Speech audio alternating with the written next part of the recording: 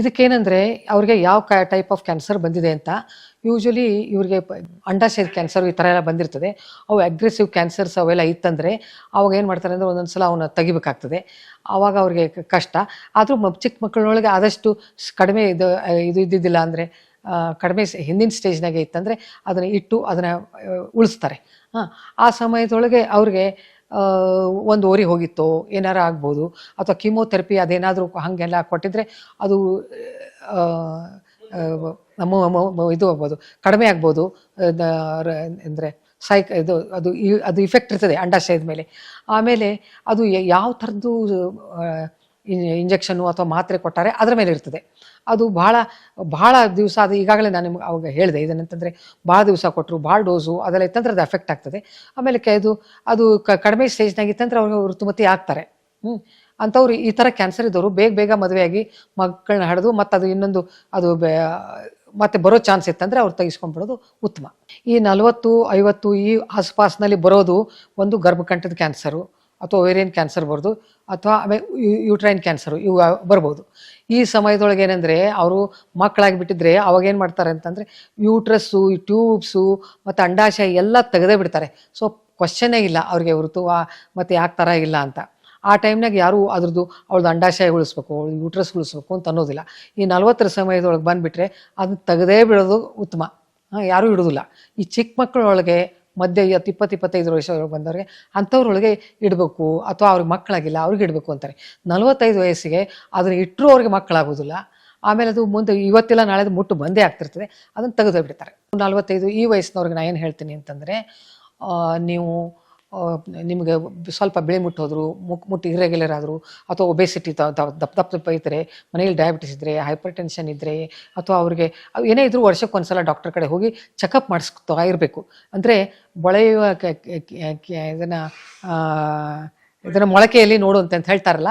So ಮೊಳಕೆ ಒಳಗೆ ನಾವು ಚಿಗಿಟು ಬಿಟ್ಟರೆ ಅದು ಹೋಗ್ಬಿಡ್ತದೆ. ಅದು ತೋರಿಸ್ಕೋಬೇಕು ಅಂತ ಅದು ಒಂದೇದು ಹೇಳ್ತೀನಿ.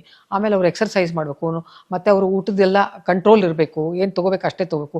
ಅತಿ ತಿನ್ನೋದು, ಅತಿ ಸ್ವೀಟ್ ತಿನ್ನೋದು, ಅತಿ ಖಾರ ತಿನ್ನೋದು, ಅತಿ ಕರೆದು ತಿನ್ನೋದು ಅವನ್ನೆಲ್ಲ ಮಾಡಬಾರ್ದು. ಎಕ್ಸರ್ಸೈಸ್ ಮಾಡಬೇಕು, ಸತ್ವಯುತ ಆಹಾರ ತೊಗೋಬೇಕು, ಆರ್ಗ್ಯಾನಿಕ್ ಇದ್ರೆ ಭಾಳ ಉತ್ತಮ. ಅದು 2ನೇದು ಹೇಳ್ತೀನಿ. ಆಮೇಲೆ ಅವರು 3ನೇದು ಏನಂತಂದರೆ, ಈಗ ಮನೆ ಕೆಲಸನೇ ಎಕ್ಸರ್ಸೈಸ್ ಆಗ್ತದೆ ಅಂತ ಅನ್ಬಾರ್ದು. ಅವರು ಹೊರಗೆ ಬೇರೆ ಅದಲ್ದೇ ಬೇರೆ ಎಕ್ಸರ್ಸೈಸ್ ಅದೆಲ್ಲ ಮಾಡಬೇಕು. ಇದಲ್ದೇ ಬರೀ ಗಂಡ ಸ್ಮೋಕ್ ಮಾಡ್ತಿದ್ರು ಅದು ತಪ್ಪೇ. ಅದರ ಇಫೆಕ್ಟು ಮನೆ ಜನರಿಗೆಲ್ಲ ಆಗ್ತದೆ. ಅವನು ಸ್ಮೋಕ್ ಮಾಡ್ತಿದ್ರು ಅದು ತಪ್ಪು, ಅದನ್ನು ನಿಲ್ಲಿಸ್ಬೇಕು, ಅದು ಹೇಳ್ತೀನಿ. ಆಮೇಲೆ ಇದಲ್ದೇ ಮಕ್ಕಳಿಗೆ ಮೊಮ್ಮಕ್ಕಳಿಗೆ ವ್ಯಾಕ್ಸಿನ್ ಕೊಡಿಸ್ಬೇಕು. ಮುಂದಿನ ತಮ್ಮ ಜನ್ರೇಷನ್ಗೆ ಆರಾಮಾಗೋಂಗೆ ಅವರು ನೋಡ್ಕೋಬೇಕು. ನೋಡಿ, ಬಂದ ಮೇಲೆ ಏನು ಅದನ್ನು ಅನುಭವಿಸ್ಬೇಕಾಗ್ತದೆ. ಅದಕ್ಕೆ ಬರ್ದಂಗೆ ನಾವು ನೋಡ್ಕೊಳ್ಳೋದು ಒಂದೇದು. ಈ ಬರ್ದಂಗೆ ನೋಡ್ಕೊಳ್ಳೋ ವ್ಯಾಕ್ಸಿನ್ ತೊಗೋಬೇಕು. ಆಮೇಲೆ ಇನ್ನೊಂದು ಏನು ಹೇಳ್ತೇನೆ ಅಂದರೆ, ಅವ್ರದ್ದು ಗರ್ಭಕೋಶ ತೆಗೆದ್ರೂ ಸಹಿತ ಗಂಡ ಹೆಂಡತಿ ಸಂಬಂಧ ಮಾಡ್ಬೋದು. ಅದು ಯಾಕಂದರೆ ಏನಾಗ್ತದೆ, ಗರ್ಭಕೋಶ ತೆಗೆದ್ಮೇಲೆ ಡಾಕ್ಟ್ರಿಗೆ ಹೆಂಗೆ ಕೇಳಬೇಕು ಅಂತ ಒಂಥರ ಚಿಂತೆ ಆಗ್ತದೆ. ಆಮೇಲೆ ಗಂಡಸರಿಗೂ ಅಸಹ್ಯ ಅನ್ನಿಸ್ತದೆ. ಮೊಮ್ಮಕ್ಕಳು ಹುಟ್ಟಿರ್ತಾರೆ, ಅದನ್ನು ಬಿಟ್ಟು ನಾವು ನಮ್ಮ ಸಂಬಂಧ ಮಾಡ್ತೀವಿ ಅಂತ ನಾವು ಹೆಂಗೆ ಕೇಳಬೇಕು ಅಂತ ಅನಿಸ್ತದೆ. ಅದೇನೂ ಇಲ್ಲ. ಆ ಟೈಮ್ನಾಗೂ ಅವರು ಸಂಬಂಧ ಮಾಡ್ಬೋದು. ಅದಕ್ಕೇನು ಇದು ಇಲ್ಲ. ನೀವು ಸಂಬಂಧ ಮಾಡಲಿಕ್ಕೆ ಅಲ್ಲಿ ಸಿಕ್ರಿಷನ್ಸು, ಈಗ ಫಾರ್ ಎಕ್ಸಾಂಪಲ್ ಇದನ್ನು ಏನಪ್ಪ ಮುಂಚೆ ಅಥವಾ ನಿಮ್ಮದು ಮುಟ್ಟು ನಿಂತೋದು ಅಷ್ಟೇ ಅಲ್ಲ, ಈ ಕ್ಯಾನ್ಸರ್ನಿಂದ ನಿಂತಿತ್ತು, ರೇಡಿಯೇಷನ್ ತೊಗೊಂಡಿದ್ರು, ಆವಾಗ ಏನಂತದ್ದು ಯೋನಿ ಒಂಥರ ಪೈಪ್ ಟೈಪ್ ಆಗಿಬಿಟ್ಟಿರ್ತದೆ, ಸ್ಟೆನೋಸಿಸ್ ಆಗಿಬಿಟ್ಟಿರ್ತದೆ. ಆಮೇಲೆ ಸಿಕ್ರಿಷನ್ಸ್ ಇರೋದಿಲ್ಲ. ನೀವು ಡಾಕ್ಟರ್ ಹತ್ರ ಹೋದರೆ ಅವರು ನಿಮಗೆ ಇದನ್ನು ಆಯಿಂಟ್ಮೆಂಟು, ಜೆಲಿ ಏನಾರ ಕೊಡ್ತಾರೆ, ಆ ಸಿಕ್ರಿಷನ್ಸ್ ಆಗ್ತದೆ. ಸೊ ಆ ಥರ ನೀವು ಸಂಬಂಧ ಮಾಡ್ಬೋದು. ಅದೇ ಸಂಬಂಧನೂ ಬೇಕಂತಿಲ್ಲ, ಬೇರೆ ಒಂದು ಕೈ ಹಿಡಿದ್ರೂ ಬೇರೆ ಏನಾದರೂ ನೀವು ಮಾಡ್ಬೋದು. ಅದನ್ನು ನೀವು ಸೆಕ್ಸಾಲಜಿಸ್ಟ್ ಹತ್ರ ಹೋದರೆ ಹೇಳ್ತಾರೆ. ಸೊ ಗಂಡ ಹೆಂಡತಿ ದಾಂಪತ್ಯ ಜೀವನ ಆರಾಮಾಗಿ ನಡೆಸ್ಬೋದು. ನೀವೇನು ಕಾಳಜಿ ಮಾಡಬೇಕಾಗಿಲ್ಲ.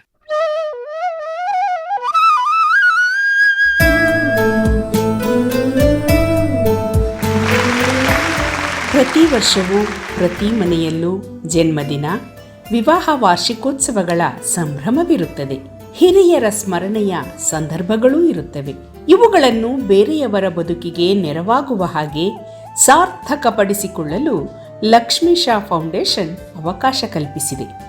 ಕ್ಯಾನ್ಸರ್ ಕೇರ್ ಗಿವರ್ಸ್ ಕೇರ್ ಸಂಸ್ಥೆ ಲಕ್ಷ್ಮೀಶಾ ಫೌಂಡೇಶನ್ ಕ್ಯಾನ್ಸರ್ ಕಾಯಿಲೆಯಿಂದ ಬಳಲುತ್ತಿರುವವರ ಮಕ್ಕಳ ಭವಿಷ್ಯ ಕಮರಿ ಹೋಗಬಾರದು ಎನ್ನುವ ಕಾರಣಕ್ಕಾಗಿಯೇ ಇಂತಹ ಮಕ್ಕಳ ಶಿಕ್ಷಣಕ್ಕೆ ನೆರವಾಗುವುದಕ್ಕೆ ದೊಡ್ಡ ಮಟ್ಟದಲ್ಲಿ ಶ್ರಮಿಸುತ್ತಿದೆ. ಲಕ್ಷ್ಮೀಶ ಫೌಂಡೇಶನ್ ಬದಲಾಗುತ್ತಿರುವ ಅಗತ್ಯಗಳಿಗೆ ತಕ್ಕ ಹಾಗೆ ತನ್ನ ಕಾರ್ಯವ್ಯಾಪ್ತಿಯನ್ನು ಹಿಗ್ಗಿಸಿಕೊಂಡಿದೆ. ಮಕ್ಕಳ ಭವಿಷ್ಯ ರೂಪಿಸುವ, ಅವರ ಕನಸು ಅರಳಿಸುವ ಸದುದ್ದೇಶದಲ್ಲಿ ನಿಮ್ಮ ಪಾಲ್ಗೊಳ್ಳುವಿಕೆಯೂ ಇರಲಿ. ಇವತ್ತು ನೂರಾರು ಮಹಿಳೆಯರಿಗೆ ಮತ್ತು ಪುರುಷರಿಗೂ ಆದರ್ಶವಾಗಿದ್ದಾರೆ. ಕ್ಯಾನ್ಸರ್ ಈ ರೋಗದ ವಿರುದ್ಧ ಹೋರಾಡ್ತಾ ಇರುವಂತಹದ್ದು ಅನುಕರಣೀಯ. ಲಕ್ಷ್ಮೀಶ ಫೌಂಡೇಶನ್ ಎಲ್ಲರ ನೆರವಿನೊಂದಿಗೆ ನಿರಂತರವಾಗಿ ಈ ಮಹತ್ ಕಾರ್ಯ ನಡೆಸುತ್ತಿದೆ. ಯಾವುದೇ ರೀತಿ ಸಹಾಯ ಆದರೂ ನಿಸ್ಸಂಕೋಚವಾಗಿ ಕೇಳಿ, ನಾನು ಇದೀನಿ ಜೊತೆ. ನೀವು ನಮ್ಮೊಂದಿಗೆ ಕೈ ಜೋಡಿಸಿ. ಲಕ್ಷ್ಮೀಶ ಫೌಂಡೇಶನ್ ಇಂದ ನಮಗೆ ತುಂಬಾ ಹೆಲ್ಪ್ ಆಗಿದೆ. ಎಜುಕೇಶನಲ್ ಸಪೋರ್ಟ್ ಮಾಡುತ್ತಿದ್ದಾರೆ. ಧನ್ಯವಾದಗಳು. ತುಂಬಾ ಸಹಾಯ ಮಾಡ್ತಾ ಇದ್ದಾರೆ. ಹೆಚ್ಚಿನ ಮಾಹಿತಿಗೆ ನಮ್ಮ ವೆಬ್ಸೈಟ್ ವಿಳಾಸ www.lakshmishafoundation.org. ನೆರವು ನೀಡುವವರು ಈ QR ಕೋಡ್ ಬಳಸಿಯೂ ನೀಡಬಹುದು ಅಥವಾ ಬ್ಯಾಂಕ್ ವಿವರವೂ ಇಲ್ಲಿದೆ.